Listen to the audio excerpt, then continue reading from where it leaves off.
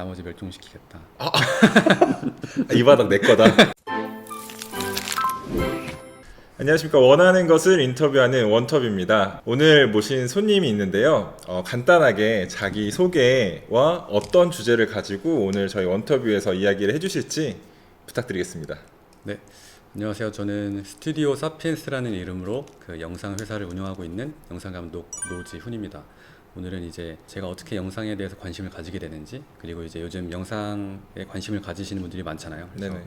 그분들에게 드릴 수 있는 약간의 조언 같은 거에 대해서 얘기를 한번 해보겠습니다. 이름이 궁금한 게 왜 의미가 있잖아요. 네, 그렇죠. 사피엔스? 어떤 의미? 사피엔스가 이게 제가 그 유발 하라리의 사피엔스라는 책이 있거든요. 그 책을 보면서 영감을 받게 됐는데, 사피엔스가 이제 라틴어로 지혜로운, 생각하는 이라는 뜻을 가지고 있어요. 이제 그거는 표면적인 뜻이고, 이 호모사피엔스라는 종 이전에 여러 가지 인류가 있었잖아요. 네네. 뭐 오스트랄로피테쿠스 이런 종이 있었는데, 그 종들이 살다가 사피엔스라는 종이 나오면서 그 나머지 종들이 다 멸종을 하게 됐대요. 그게 이유가 그 가장 근본적인 차이가 한 가지가 있는데, 존재하지 않는 것을 상상하는 능력이라고 하더라고요. 그래서 사피엔스 종이 나타나면서 사회가 생기고 약속, 그리고 계약, 그리고 종교라는 개념이 사피엔스라는 종에서 처음 생겼거든요. 저는 이제 없는 거를 만들어내겠다라는 의미에서. 어떻게 보면 그 촬영하는 감독님의 역할로 봤을 때 무에서 유를 창조하는 그 과정이랑 되게 이 사피엔스라는 의미랑 부합이 되네요. 네. 숨겨진 뜻으로는 나머지 멸종시키겠다. 이 바닥 내 거다. 사피엔스로부터 이제 착안한 이제 스튜디오 사피엔스. 네, 맞습니다. 그러면은 또 궁금한 게 이제 지훈 감독님은 어떤 작품을 많이 만드시는지 그런 네. 것도 좀 궁금해요. 저는 시작은 대부분 많은 분들이 가볍게 시작하시는 것처럼 뭐 행사 스케치 영상이랑 인터뷰, 바이럴 영상부터 시작을 했다가 지금은 이제 사업을 시작하면서 패션 필름이랑 웹드라마, 뮤직비디오 같은 영상들을 많이 만들고 있습니다. 그러면은 앞에 말씀하셨던 것처럼 뭐 드라마나 뭐 영화, 그리고 지금 말씀하셨던 것처럼 뭐 스케치 인터뷰, 그 다음에 뮤직비디오 이런 거를 말씀하셨는데 좀 차이가 있나요? 촬영하는 방법이라든지 기획을 하는 단계라든지. 가장 기본적인 차이는 그 연출을 할 수 있느냐 없느냐의 차이인 것 같은데, 연출. 네, 스케치 같은 경우는 제가 뭘 어떻게 기획을 해서 연출을 한다기보다 그 행사에 가서 그 행사의 모습을 그냥 담는 거잖아요. 그렇기 때문에 제가 뭐 특별한 스킬, 뭐 기획력이, 연출력이 필요하다기보다 그냥 이제 카메라만 다룰 줄 알면은 그걸로 이제 만들 수 있는 건데,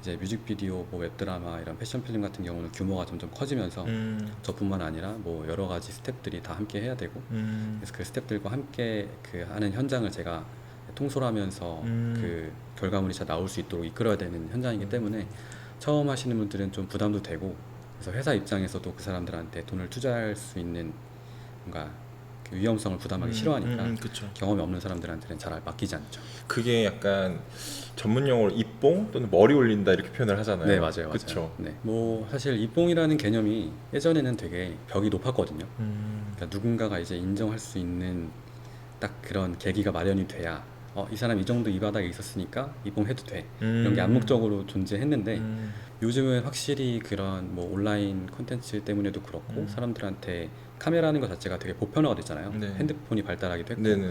그래서 입봉이라는 개념 자체가 뭐 누구나 할 수 있는 그런 개념이 된 것 같아요.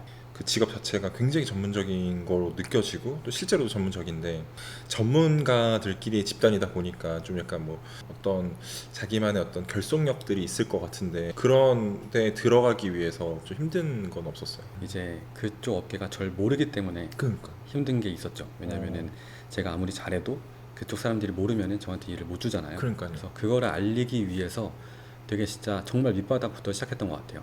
예술하는 사람들은 좀 배고프다, 네, 약간 이런 얘기들이 많잖아요. 맞아요. 실제로도.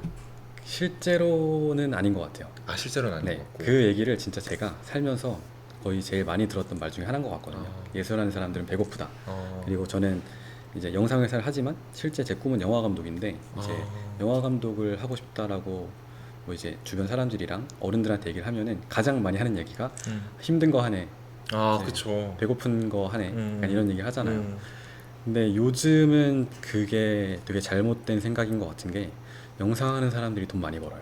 영상을 안 하시는 분들은 잘 모를 수도 있는데, 그리고 영화계에서도 예전에는 감독이 되기 전 조감독, 조연출들은 뭐한 달에 막 50만 원 받고 뭐 매일 출근하고 이랬는데 막 이래서 진짜 배고픈 직업이었던 게 사실이에요. 아, 근데 지금은 그 환경도 되게 개선이 많이 돼서 어. 법적인 그 틀이 많이 잘 마련되었고, 근로 시간이라든지. 네, 계약서도 확실하게 써져서 제가 알기로는 그냥 막내 조감독으로 들어가도 월 250부터 제 1 조감독, 이제 조감독은 감독을 보조해주는 그쵸, 그쵸. 이제 직업이거든요. 네네. 그래서 완고 조감독이라고 네네. 하죠. 그분들은 월 5, 600씩도 벌고요. 항상 그런 이제 배고픈지 네. 않냐, 잘 되는 감독들만 많이 벌지 않냐, 그쵸, 그쵸. 이런 말 하면 제가 항상 예를 드는 게 회사원을, 그냥 가장 보편적인 회사원을 예를 그쵸, 그쵸. 들거든요. 저같이 회사원. 네. 네, 그 광고 쪽 말고도 그냥 네. 진짜 일반, 음. 예를 들어서 뭐 인사팀에 계시거나 음. 그냥 일반 사무직으로 들어가시는 분들도 그냥 크게 뭐 대표 이사가 되는 욕심 음. 없이 그냥 음. 쭉 정년 퇴임하시고 이런 분들을 보면은 막 몇억 몇십억을 버시는 게 아니잖아요. 그쵸. 이렇게 안전하게 버시는 거죠. 그쵸, 그쵸. 그리고 그 중에 몇 명 진짜 1%만 맞아요. 임원이 되고 맞아요. 그런 이제 뭐 이사진에 가는 거잖아요. 맞아요. 영상에서도 물론 그 되게 유명해지는 봉준호 같은 감독님이 네네. 되는 거는 1%지만 음. 그렇지 않은 나머지 사람들도 안정적으로 되게 잘 먹고 잘 살아요. 어. 오히려 저는 주변에 이제 뭘 할지 잘 모르겠어 이런 사람들한테 적극 장려를 합니다. 영상 한번 해봐라. 영상 해봐라.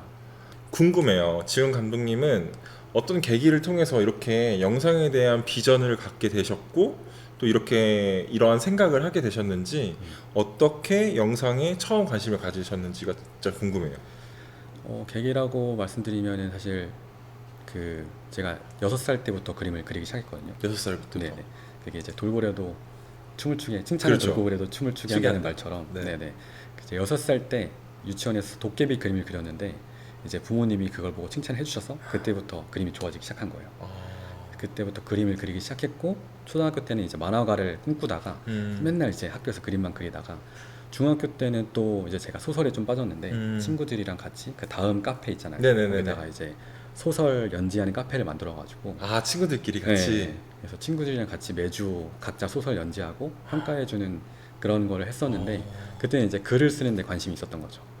그러다가 고등학교를 갔는데 그때는 또 게임이 재밌는 거예요. 근데 이제 보통 사람들처럼 한 게임에 푹 빠져서 막 끝까지 하는 게 아니라 이제 네이버 이제 게임 순위 이런 게 있었거든요. 네네네네. 거기를 하나씩 클릭해 보면서 기획이 재밌거나 좀 신선해 보이는 것들을 들어가서 다 해봤어요. 그때 뭔가 게임 기획에 대해 관심이 있었어가지고 세계 최초의 가상현실 게임을 좀 기획을 해보고 싶다 이런 꿈이 있었죠. 와. 그러다가 이제 뭔가 이제 대학에 갈 준비를 고등학교 때 하기 시작했는데, 그때 당시만 해도 게임이나 만화 이쪽으로 갈 수 있는 괜찮은 과들이 별로 없었어요. 그래서 그림으로 뭔가 그려서 미술 입시를 해서 갈 수 있는 가장 보편적인 과가 시각 디자인과였고, 거기에서는 다양한 분야들을 배울 수 있다고 해서 시각 디자인과를 가게 된 거죠.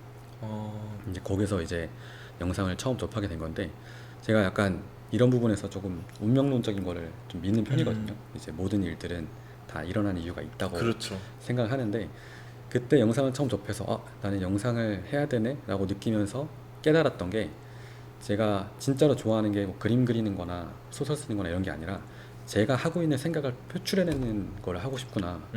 다만 내가 네. 다 있는 그것들을 이렇게 시각화할 수 있고 네. 표현할 수 있는. 표현하는 거를 하고 싶은 거였구나. 근데 그게 방식이 그림이었다가 글이었다가 게임이었다가 뭐 제가 중간에 3D도 공부했었는데 3D였다가 바뀐 거지.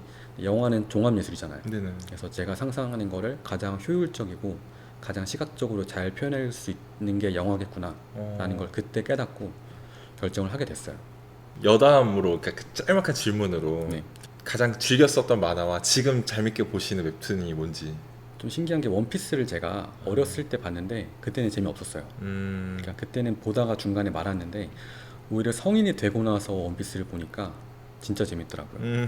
이게 성인들도 공감할 수 있는 개그 코드랑 상상력을 보면서 이 작가가 진짜 천재구나 이런 생각을 했었고, 어렸을 때 제일 재밌게 봤었고 지금도 기억나는 거는 아무래도 드래곤볼 아닙니까? 드래곤볼. 아, 그렇죠. 네. 아니 근데 지금 또 얘기 들어보니까 이제 지훈 감독님이 그 러시아에 있었던 건 저도 몰랐었던 거였거든요. 네네. 그래서 지금도 어떻게 보면은 예술 활동을 하고 계시고 네.